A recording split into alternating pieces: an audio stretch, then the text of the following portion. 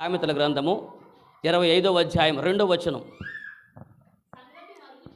సంగతి మరుగు చేయుట దేవునికి ఘనత, సంగతి శోధించుట తలల పైకి ఎత్తుకోండి. ఇప్పుడు చెప్పండి, సంగతిని మరుగు చేయుట ఎవరి ఘనత?